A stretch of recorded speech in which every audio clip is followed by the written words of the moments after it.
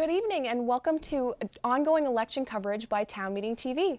This is one of a series of forums that we are bringing you in advance of the general election on November 8th. Town Meeting TV hosts forums with all candidates and items on the ballot that you will see, all items that you'll see on your ballot. Our election forums introduce you to community decision makers and also connect you to issues that shape your local community. My name is Emily Brewer. I'll be the moderator for tonight's Vermont Attorney General Forum, and I am joined by candidates Charity Clark and Michael Taglavia. Thank you both very much for joining us tonight. We really appreciate you coming in. Glad to be here.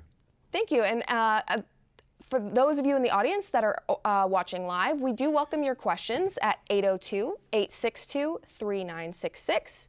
And we'll put you live on air, and we will prioritize your questions so the candidates can answer them. And you can watch Town Meeting TV on Comcast Channel 1087, Burlington Telecom's Channels 17 and 217, as well as online at youtube.com/townmeetingtv. With that being said, let's jump right into it. And we'll start with Michael for an opening statement. Can you please tell us why you're running and what experience you bring to the position? What will be different for the people of the state because you have been elected to this position? I am running for Attorney General because I can be silent no more. We are seeing a state there. We have rising crime, mostly due to issues with drugs, and a problem with a revolving door, the bail system, and we're seeing that people no longer feel safe in even rural towns in Vermont, and especially in big cities like Burlington. I bring my life experience and my experience running a business, and I want to take that experience to the Attorney General's office and make it as efficient as we can, bring the criminal justice division up to speed so that we can meet the challenges that are coming with the criminal issues regarding drugs. Drugs need to be addressed as soon as I hit the ground running on day one. And that would be the main thing. It will not be the only thing. There will be victim advocacy as well, because we're seeing with the rising crime that people are feeling forgotten. And I want to let Vermonters know that they will not be forgotten with Mike Taglavia as the Attorney General. Thank you very much, Mike. Now, Charity, same question for you. Please tell us why you're running and what experience you bring to the position. Sure. Well, my story begins in southern Vermont, where I grew up working in my family's grocery store. I worked my first day when I was 10 and my last day when I was in law school. And I saw all kinds of people come through my line at the checkout. I saw people thriving, people on their way to work, and I saw people struggling. I took the store with me when I grew up. I became a lawyer, but especially these last 8 years working at the Attorney General's office.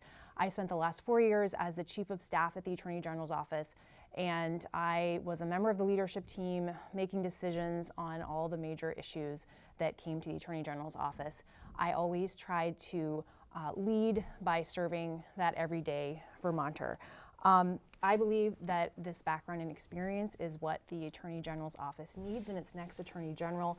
We need someone who understands the scope and breadth of the office across 7 divisions, who has the legal skills and leadership abilities to meet this moment in history, and who knows how to leverage the office for the best results for Vermont. I am an attorney, I'm a Vermonter, I'm a mom, and I will be ready to lead the office on day one. Thank you very much. And we'll stick with you, Charity, as we move on to our first question, which is, the Vermont Attorney General is the chief law enforcement officer in the state of Vermont. To what degree do you believe this office is also responsible for challenging and encouraging law reforms, such as decriminalizing drugs, bail reform, etc.? Well, one of the important roles of the Attorney General is to be an advocate and advise the legislature. It is something that I spent time doing as Chief of Staff, and it is something that I look forward to doing in January as Attorney General. When it comes to this particular topic, there was actually a division created called the Community Justice Division in 2017 under a past Attorney General. And part of what that division does is advocate for these reforms. And as Attorney General, I would absolutely keep that division. I would be an active part of the work that they do, as I have been these past, especially 4 years when I was serving as Chief of Staff. one of the important elements of that division isn't just advocacy, but also managing what's called the Pretrial Services and Court Diversion Program, which really was on the vanguard of criminal justice reform when it was started, I think, 30 years ago. And what we see in what the work that they do, because they provide wraparound services and supports for offenders, is just lower recidivism rates and great success. So I would be a support to that division as well. Thank you very much. And now, Mike, to what degree do you believe this office is responsible for challenging and encouraging law reforms? I think it is very important in challenging and encouraging certain reforms and decriminalization. I do not believe that marijuana should have been decriminalized. I think it only makes our effort in drug enforcement harder.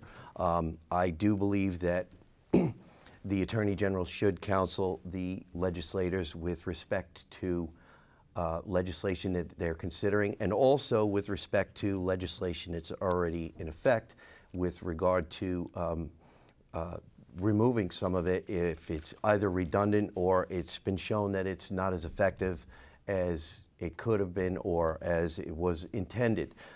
We find across the country that we see the law of unintended consequences in a lot of cases, especially with the decriminalization of marijuana. And what I don't want to see is, in the interest of tax dollars, because of the decriminalization, that we find teen use of marijuana and mental health issues with teens because they're using marijuana, just as one example.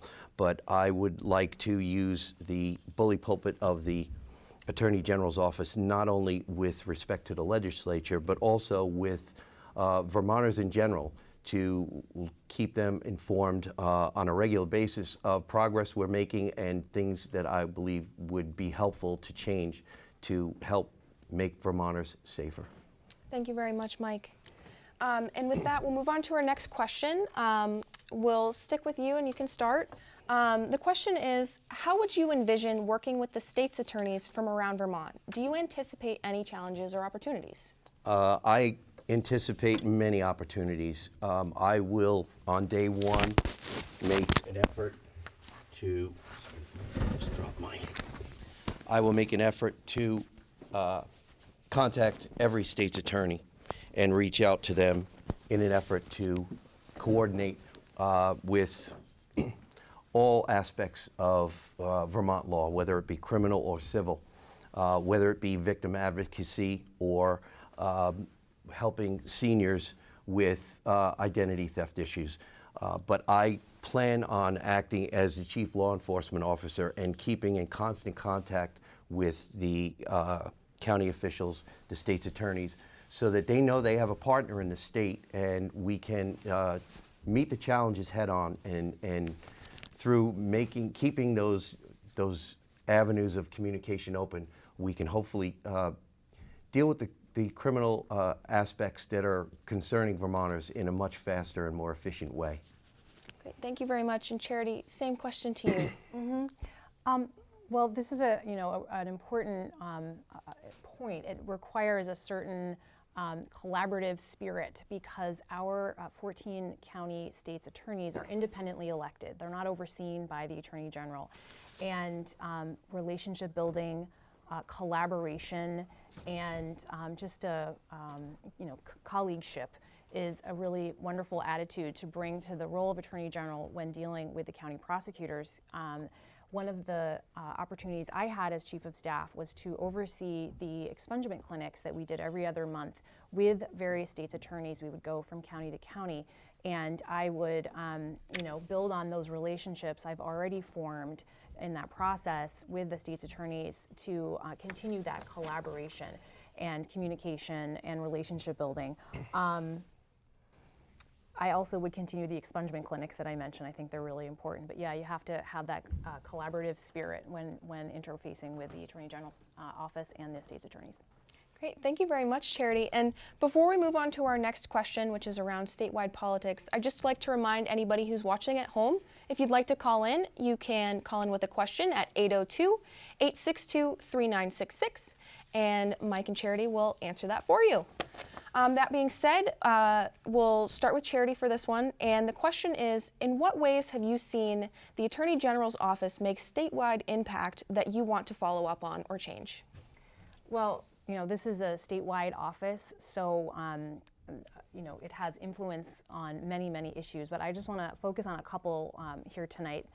First is reproductive rights. When the Dobbs decision came down, which reversed Roe v. Wade, I, within 3 days, created a safe harbor plan to make Vermont a safe harbor for those affected by the Dobbs decision. That includes people who are seeking abortions and also those providers in Vermont who provide abortion care, and would continue working on that in January with the legislature and making sure that we're using the laws like the Consumer Protection Act that are already in place to protect folks who are impacted by Dobbs. The other issue I want to highlight is domestic violence. There are 40,000 victims of domestic and sexual violence in Vermont every year, and half of homicides relate to domestic violence. We have housed in the Attorney General's office the Domestic Violence Fatality Review Commission, which is a bunch of stakeholders who review the fatalities related to domestic violence and then provide recommendations.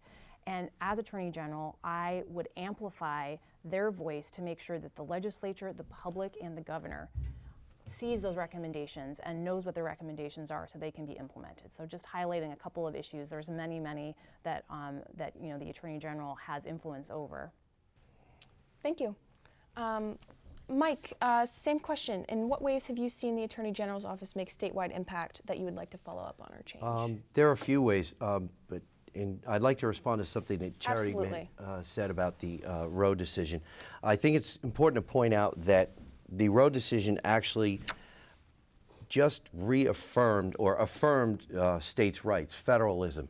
The day after the Roe decision came out, there was no change in Vermont as far as abortion. Abortion was still available because Vermont has laws allowing for abortion. So I just wanted to make that clear that it was states' rights and federalism, and it was a good decision.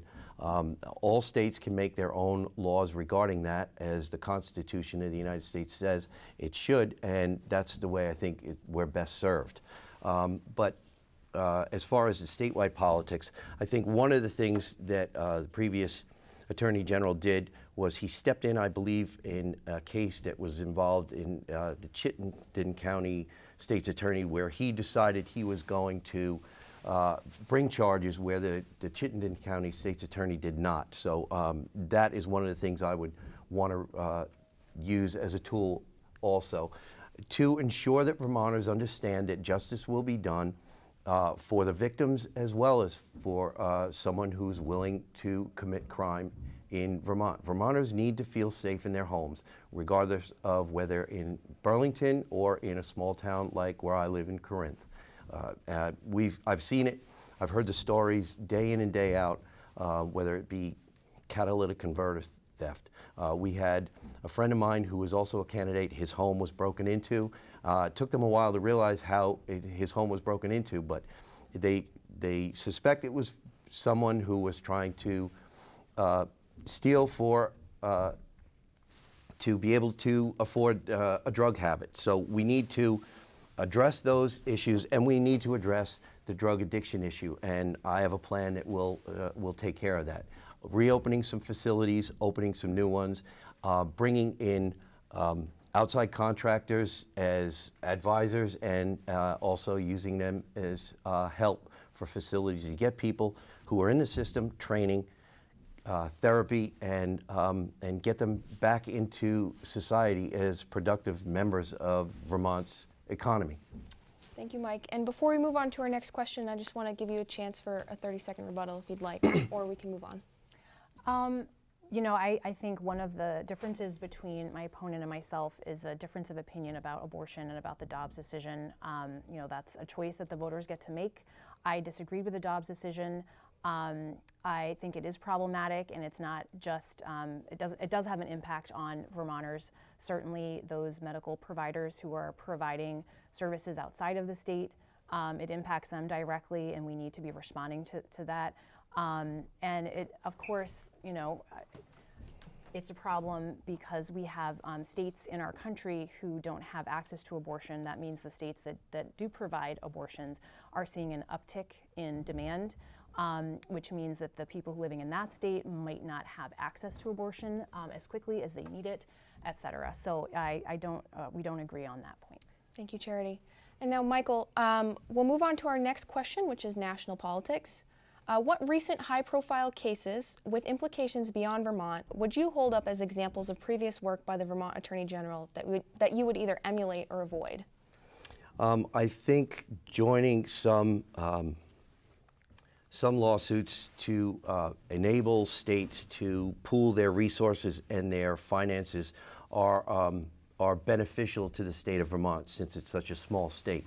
But I would not try to use the Attorney General's office to be a social justice warrior in a time when we are facing record high fuel prices and the threat that we are going to have rolling blackouts and brownouts in the Northeast, including Vermont, with respect to electric rates. So there's one lawsuit, I believe, is Vermont versus Exxon Mobil to be one. I do not see how, I would have to see all the particulars, but just knowing that the United States has some of the cleanest oil reserves in the world right below our soil here. It's sometimes as deep as 40,000 feet, where we are importing some of the dirtiest oil in the world to refine here. It kind of doesn't make sense, so I would look very carefully at some of those lawsuits. Some I'm sure could be beneficial, but I would want to look very careful at them. Thank you, Mike. And Charity, the same question to you. Sure. During the presidency of Donald Trump, we saw a lot of harmful policies and negative impacts on those policies here in Vermont. And the Attorney General's office got involved, as we often do, with multi-state lawsuits. We join lawsuits that are, like-minded states have filed, or amicus briefs, the so-called friend of the court briefs, and sometimes comment letters to the federal government. I'll think of a couple of examples. One, we have dozens of environmental cases we have joined onto on the national level. And we also got involved with trying to prevent the Trump administration from taking funding away from a women's preventative health care program. Those are all items I was involved with and certainly would continue as Attorney General. It's really important that if in 2024 we see another president like Donald Trump that had those negative impacts, we have an Attorney General who can give Vermont a voice on the national stage. Thank you, Charity. Might I have a minute to Absolutely. With regard to environmental issues, if there's an issue where there is a pollution issue with a major corporation, I would be more than willing to entertain and pursue a major corporation where there was pollution issues. But I am not a fan of using lawsuits to especially scare our young people with regard to certain green issues when we know that we are one of the cleanest economies and one of the cleanest states in the United States.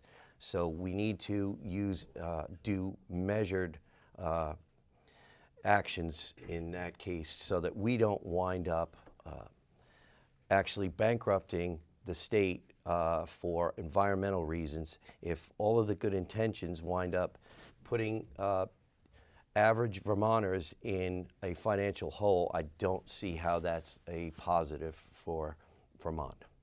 Thank you. Would you like to respond quickly? No, thanks. Okay, great. With that being said, just one more reminder, if you'd like to call in before we get to the end of our forum here, please call at 802-862-3966 and we'll answer your questions. So moving on, the next question we have here is, do you have a question for one of your opponents? And we can start with Charity on this. Okay, I do have a question. My question is, the Attorney General is responsible for leading an office of 150 people, including 90 attorneys. Without legal experience or even a law degree, in what ways are you the best person to serve as the Attorney General?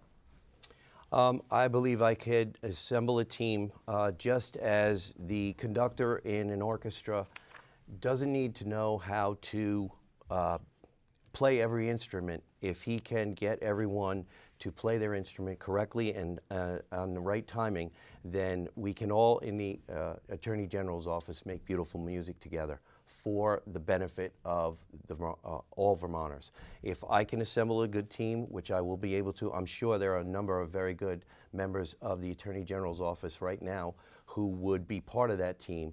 I do want to bolster some divisions, but my business experience and my ability to assemble a team and network with people will definitely be an advantage. And I also see me not being an attorney and being able to break the echo chamber and bring a different perspective, I think will help Vermonters understand that there is a little bit different opinion, and it can be bounced off of me so that the average Vermonter knows that the Attorney General's office is in their corner, whether it be victim advocacy, crime, senior issues with identity theft, that they will be able to contact the Attorney General's office and hear from the Attorney General's office more in layman's terms so that they can just be comfortable. Thank you, Charity, and thank you, Mike. Mike, do you have a question for Charity? Yes. With regard to EB5, there are questions. I know that you've received campaign donations from Peter Shumlin as well as from T.J. Donovan. You've mentioned that in previous debates and also in our previous forum that you talked about when the cases were over regarding EB5, then there would be full disclosure and transparency. There are a number of Vermonters that keeps coming up with this question for me. They feel as if the case is dragging on, and they don't feel as if, in particular, white-collar crime with the case of this, is actually going to reap any rewards, or that Vermonters are not going to get the whole truth in a timely fashion. They're worried that the statute of limitations will run before that any people who may have committed crimes will be able to be charged. Are you willing at this point, because of your involvement with some of the supposed players, possible players, are you willing to recuse yourself should you become Attorney General? No. So the Attorney General's office is handling the civil case. There's 7 divisions at the Attorney General's office. There is a criminal division, and that is not handling this case. The civil division handles all the cases when the state is sued or a state actor is sued. So that is the role that we're playing in this case. People are completely entitled to sue other people and entities, and one of the jobs of the Attorney General is to serve as the lawyer to the state, and that is one of the roles that we play is serving as the civil attorney in a civil case. And so that's what we do. That's what we're obligated to do. And as Attorney General, of course, that's what I would do. Before I got to the Attorney General's office 8 years ago, I was a civil attorney doing litigation. So that is the kind of expertise that I brought to the office when I first arrived. Great, thank you. I want to get a chance to get to a couple more of these questions before we wrap up in a few minutes. So thank you both for that. And I believe for this question, we will start with Mike, and it has to do with racial justice. So the courts and criminal justice system are a central focus in addressing racial justice and equity. What do you see as examples of systemic racism, and how would you use this office to address historic and current wrongs based on racism? Well, Lady Justice in this country and in this state is blind. Everyone is equal in the eyes of the law. If there are reports of systemic racism or racism against whether they be public officials or law enforcement, they need to be addressed, but I would want to see specific examples of racism, and the thing that I'm concerned about is the word equity. I believe in equality of not equality of outcome, but equality under the law. If we have equality of outcomes, it winds up diluting the people who are more productive in certain ways than others. None of us here at this table are equal for a number of reasons. I may be better at certain things than you or Charity, and vice versa. So we need to treat people equally under the law, but equity, I believe, is a dangerous, slippery slope, because we really don't want equality of outcomes if there are two people with different talents and with regard to justice. We don't want justice to be served based on equity. We want justice to be served on a crime that may or may not have been committed. Thank you, Mike. And same question to you, Charity. We are at a reckoning point in this country with our criminal system that includes the police. But you asked for an example of systemic racism, and unfortunately, our entire carceral system is based on a racist system that began right after the Civil War, and it's we need to take a pause and acknowledge that, and then we need to do everything that we can to correct that. And something that I have worked on at the Attorney General's office and will continue to work on is reforms that acknowledge and try to correct that system. The Justice Reinvestment Working Group is a working group that has been in process for actually several years, using evidence to make recommendations on how we can do better here in Vermont. I was a part of that process for a short time. It's really, really effective, and I look forward to continuing to do that work in January. I should also note that, just because I wanted to mention this statistic, that the United States has 4% of the world's population and 20% of the world's prison population. So there is clearly a problem that we should acknowledge and then do what we can to make it better. Thank you, Charity. And I want to give both of you enough time to have sufficient closing statements, and then we'll close up the forum. So thank you very much for this conversation today, and we'll start with closing statements from Charity. Great. So, we are at an historic moment: global warming, gun safety, reproductive rights, and we need an Attorney General who can meet this moment. I want to be the lawyer to the people. I want to fight for families. I want to fight for small businesses. I want to fight for children. With my background and experience, I believe I am the best candidate for Attorney General, and I will be ready to lead on day one. Thank you very much, Charity. And Michael, your closing statement. Like Charity, I will be ready to lead on day one as well. The phone calls and the meetings will begin immediately. I believe that if you, as a Vermont voter, are satisfied with the way things have gone over the last couple of years, then maybe I'm not your candidate. But I believe that there are enough people in Vermont who are concerned about the direction of the level of safety, public safety, and the issues with drug problems, and that if you want change, I represent the change that needs to happen. We don't need to reimagine law enforcement. We need to restore law enforcement. So everyone, Vermonters, young and old, cities, small towns, doesn't matter. Everyone needs to feel safe as they did not so recent past. We can do this. We can turn it around. Now is the time to do it. And I'm the person to lead the Attorney General's office to make that happen. Thank you very much, Mike, and thank you very much, Charity. Thank you, both of you, for joining us here tonight. And thanks for everybody for tuning in to Town Meeting TV's ongoing coverage of general elections. You can find this and more forums at channel17.tv. And don't forget to vote on or before November 8th. Ballots were mailed to all registered Vermont voters this year, so if you haven't yet received a ballot in the mail, please check in with your town clerk so that you can vote in advance or on November 8th. And thank you again for watching and sharing Town Meeting TV. If you're not already, please subscribe to our YouTube channel and have a great night.